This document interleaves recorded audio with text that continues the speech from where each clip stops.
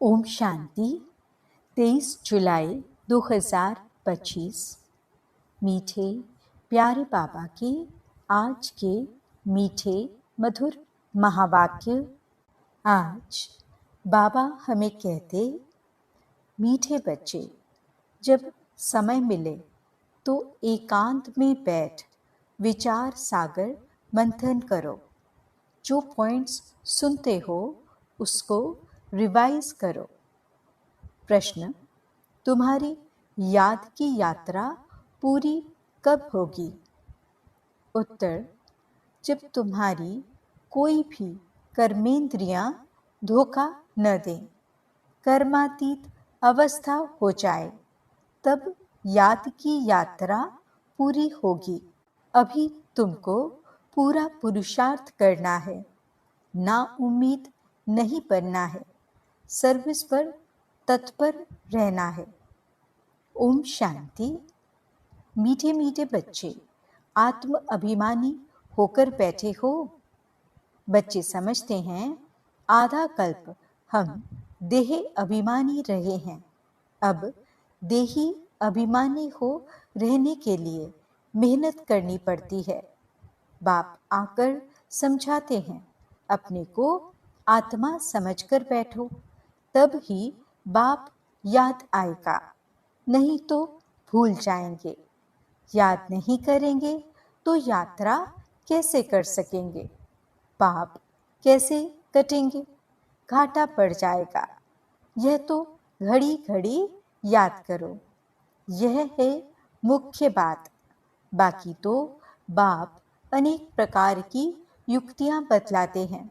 Wrong क्या है, right क्या है, वह भी समझाया है। बाप तो ज्ञान का सागर है, भक्ति को भी जानते हैं। बच्चों को भक्ति में क्या क्या करना पड़ता है समझाते हैं। यह यज्ञ तप आदि करना, यह सब है भक्ति मार्ग। भल बाप की महिमा करते हैं, परंतु उल्टी। वास्तव में श्री कृष्ण की महिमा भी पूरी नहीं जानते। हर एक बात को समझना चाहिए ना। जैसे श्री कृष्ण को वैकुंठनाथ कहा जाता है। अच्छा, बाबा पूछते हैं, श्री कृष्ण को त्रिलोकीनाथ कहा जा सकता है? गाया जाता है ना त्रिलोकीनाथ।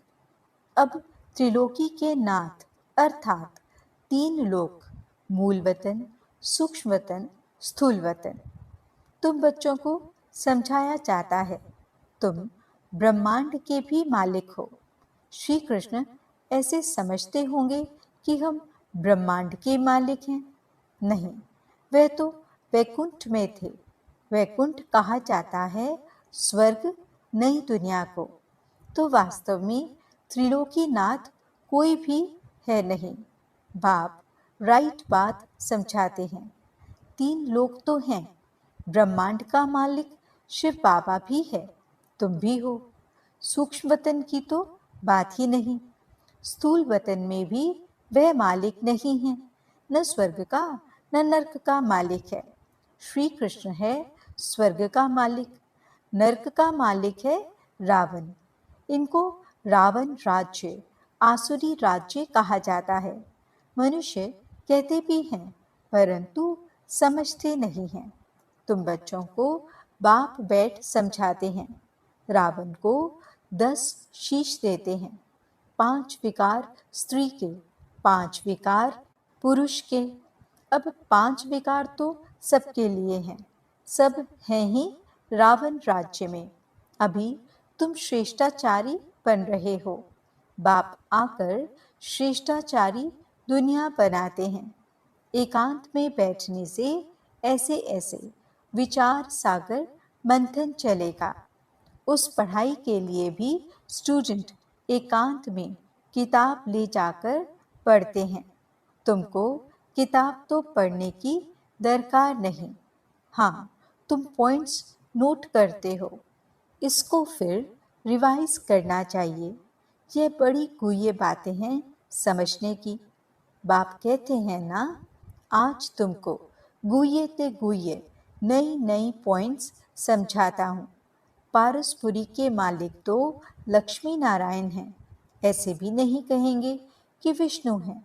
विष्णु को भी समझते नहीं हैं कि यही लक्ष्मी नारायण हैं।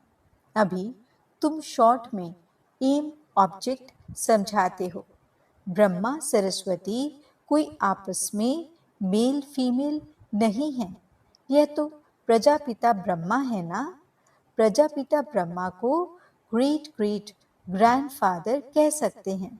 शिव बाबा को सिर्फ बाबा ही कहेंगे, बाकी सब हैं ब्रदर्स। इतने सब ब्रह्मा के बच्चे हैं। सबको मालूम है हम भगवान के बच्चे ब्रदर्स हो गए, परंतु वह है निराकारी दुनिया में। अभी तुम ब्राह्मण बने हो। नई दुनिया सतयुग को कहा जाता है। इनका नाम फिर पुरुषोत्तम संगम युग रखा है।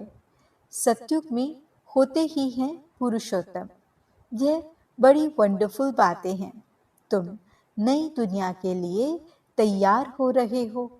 इस संगम युग पर ही तुम पुरुषोत्तम बनते हो। कहते भी हैं हम लक्ष्मी नारायण बनेंगे। यह हैं सबसे उत्तम पुरुष। उन्हों को फिर देवता कहा जाता है। उत्तम से उत्तम नंबर 1 है लक्ष्मी नारायण। फिर नंबर वार तुम बच्चे बनेंगे। सूर्यवंशी घराने को उत्तम कहेंगे। नंबर 1 तो है ना। आहिस्ते आहिस्ते कला कम होती है। अभी तुम बच्चे नई दुनिया का मुहूर्त करते हो। जैसे नया घर तैयार होता है तो बच्चे खुश होते हैं, मुहूर्त करते हैं। तुम बच्चे भी नई दुनिया को देख खुश होते हो, मुहूर्त करते हो। लिखा हुआ भी है सोने के फूलों की वर्षा होती है। तुम बच्चों को कितना खुशी का पारा चढ़ना चाहिए।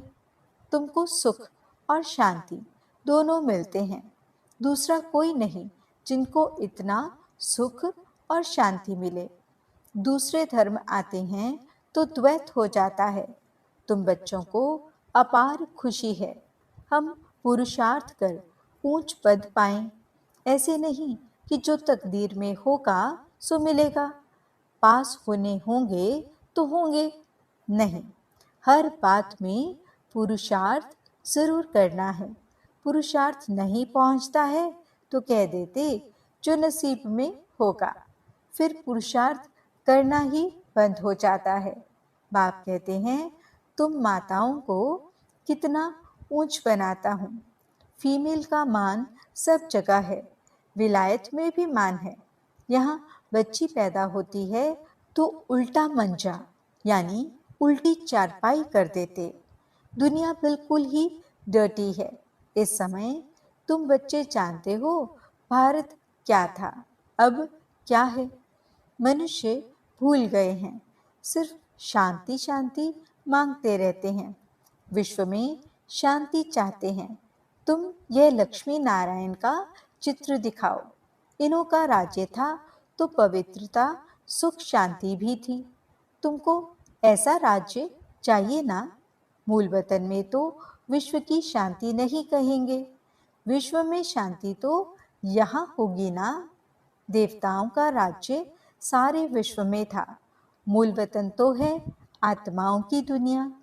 मनुष्य तो यह भी नहीं जानते कि आत्माओं की दुनिया होती है।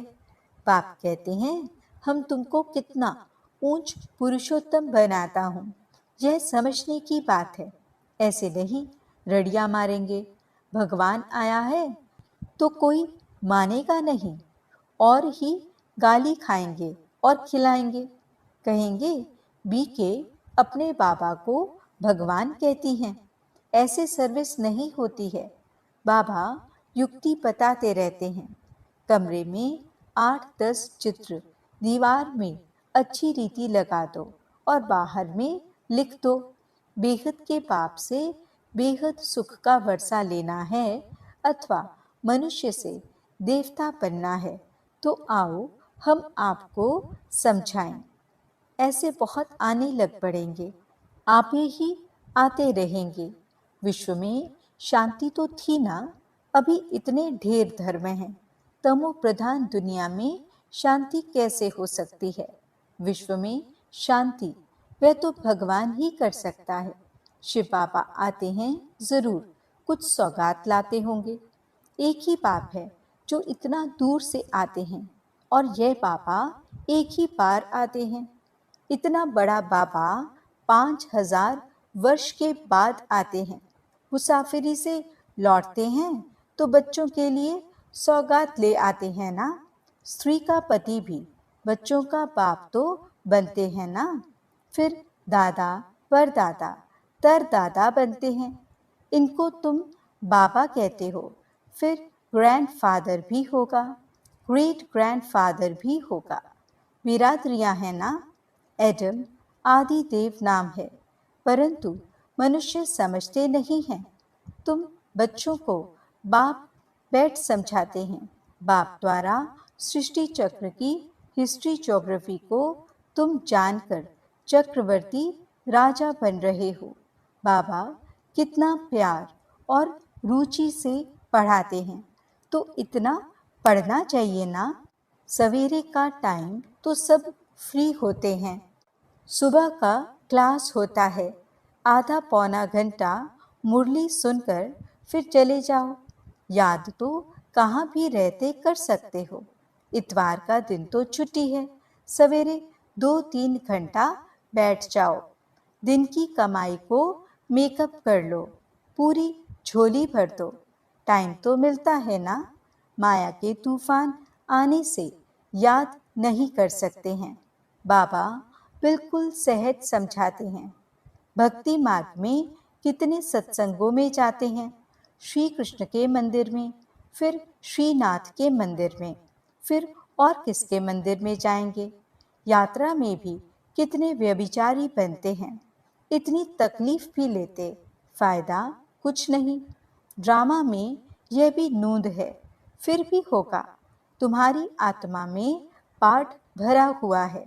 सत्युग त्रेता में जो पाठ कल्प पहले बजाया है वही बजाएंगे। मोटी बुद्धि यह भी नहीं समझते हैं। जो महीन बुद्धि हैं वही अच्छी रीति समझकर समझा सकते हैं। उन्हें अंदर भासना आती है कि यह अनादि नाटक बना हुआ है। दुनिया में कोई नहीं समझते यह बेहद का नाटक है। इनको समझने में भी टाइम लगता है। हर एक बात डिटेल में समझाकर फिर कहा जाता है। मुख्य है याद की यात्रा। सेकंड में जीवन मुक्ति भी गाया हुआ है, और फिर यह भी गायन है कि ज्ञान का सागर है। सारा सागर स्याही बनाओ, जंगल को कलम बनाओ, धरती को कागज बनाओ, तो भी अंत नहीं आ सकती। शुरू से लेकर तुम कितना लिखते आए हो, ढेर कागज हो जाएं, तुमको कोई धक्का नहीं खाना है। मुख्य है ही अल्फ, बाप को याद करना है। यहाँ भी तुम आते हो शिव बाबा के पास। शिव बाबा इनमें प्रवेश कर तुमको कितना प्यार से पढ़ाते हैं। कोई भी बड़ाई नहीं है। बाप कहते हैं मैं आता हूँ पुराने शरीर में। कैसे साधारण रीति शिव बाबा आकर पढ़ाते हैं, कोई अहंकार नहीं। बाप कहते हैं तुम मुझे कहते ही हो बाबा, पतित दुनिया पतित शरीर में आओ, आकर हमको शिक्षा दो। सतयुग में नहीं बुलाते हो कि आकर हीरे जवाहरातों के महल में बैठो, भोजन आदि पाओ। शिव बाबा भोजन पाते ही नहीं। आगे बुलाते थे कि आकर भोजन खाओ। 36 प्रकार का भोजन खिलाते थे। यह फिर भी होगा, यह भी चरित्र ही कहें। श्री कृष्ण के चरित्र क्या हैं? वह तो सतयुग का प्रिंस है। उनको पतित पावन नहीं कहा जाता। सतयुग में यह विश्व के मालिक कैसे बने हैं, यह भी अभी तुम जानते हो। मनुष्य तो बिल्कुल घोर अंधियारे में है, अभी तुम घोर रोशनी में हो। बाप आकर रात को दिन बना देते हैं। आधा कल्प तुम राज्य करते हो तो कितनी खुशी होनी चाहिए। तुम्हारी याद की यात्रा पूरी तब होगी जब तुम्हारी कोई भी कर्मेंद्रियां धोखा न दें, कर्मातीत अवस्था हो जाए, तब याद की यात्रा पूरी होगी। अभी पूरी नहीं हुई है। अभी तुमको पूरा पुरुषार्थ करना है, ना उम्मीद नहीं बनना है। सर्विस और सर्विस। बाप भी आकर बूढ़े तन से सर्विस कर रहे हैं ना। बाप करण करावन हार है। बच्चों के लिए कितना फिक्र रहता है। यह बनाना है, मकान बनाना है। जैसे लौकिक बाप को हद के ख्यालात रहते हैं, वैसे पारलौकिक बाप को बेहद का ख्याल रहता है। तुम बच्चों को ही सर्विस करनी है। दिन प्रतिदिन बहुत सहज होता जाता है। जितना विनाश के नजदीक आते जाएंगे, उतना ताकत आती जाएगी। गाया हुआ भी है, भीष्म पितामह आदि को पिछाड़ी में तीर लगे। अभी तीर लग जाए तो बहुत हंगामा हो जाए, इतनी भीड़ हो जाए जो बात मत पूछो। कहते हैं ना, माथा खुजलाने की फुर्सत नहीं। ऐसे कोई है नहीं, परंतु भीड़ हो जाती है तो फिर ऐसे कहा जाता है। जब इन्हों को तीर लग जाए तो फिर तुम्हारा प्रभाव निकलेगा। सब बच्चों को बाप का परिचय मिलना तो है। तुम 3 पैर पृथ्वी में भी यह अविनाशी हॉस्पिटल और गॉडली यूनिवर्सिटी खोल सकते हो। पैसा नहीं है तो भी हर्जा नहीं है। चित्र तुमको मिल जाएंगे। सर्विस में मान अपमान, दुख सुख, ठंडी गर्मी सब सहन करनी है। किसको हीरे जैसा बनाना कम बात है क्या? बाप कभी थकता है क्या? तुम क्यों थकते हो? अच्छा, मीठे मीठे सिकिलदे बच्चों प्रति माता पिता बाप दादा का याद प्यार और गुड मॉर्निंग। रूहानी बाप की रूहानी बच्चों को नमस्ते। हम रूहानी बच्चों की रूहानी बाप दादा को दिल व जान सिकवा प्रेम से नमस्ते नमस्ते नमस्ते जी। गुड मॉर्निंग बाबा। शुक्रिया बाबा। धारणा के लिए मुख्य सार। पहला पॉइंट, सवेरे के समय आधा पौना घंटा बहुत प्यार व रुचि से पढ़ाई पढ़नी है। बाप की याद में रहना है। याद का ऐसा पुरुषार्थ हो जो सब कर्मेंद्रियां वश में हो जाएं। दूसरा पॉइंट, सर्विस में दुख सुख, मान अपमान, गर्मी ठंडी सब कुछ सहन करना है। कभी भी सर्विस में थकना नहीं है। 3 पैर पृथ्वी में भी हॉस्पिटल कम यूनिवर्सिटी खोल हीरे जैसा बनाने की सेवा करनी है। वरदान, सच्चे आत्मिक स्नेह की अनुभूति कराने वाले मास्टर स्नेह के सागर भव।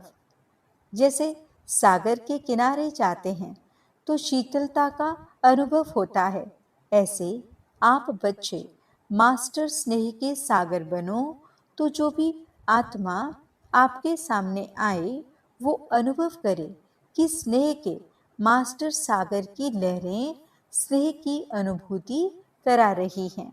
क्योंकि आज की दुनिया सच्चे आत्मिक स्नेह की भूखी है।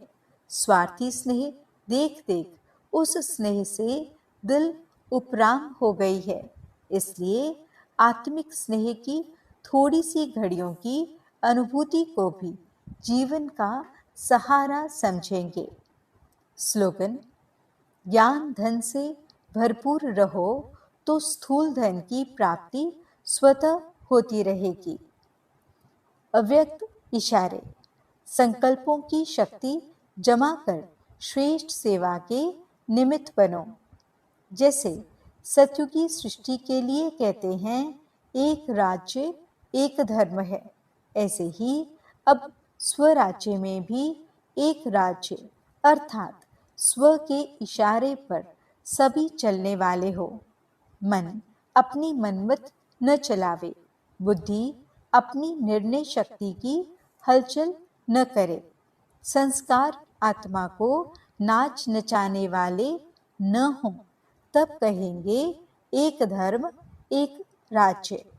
तो ऐसी कंट्रोलिंग पावर धारण कर लो, यही बेहद सेवा का साधन है। ओम शांति।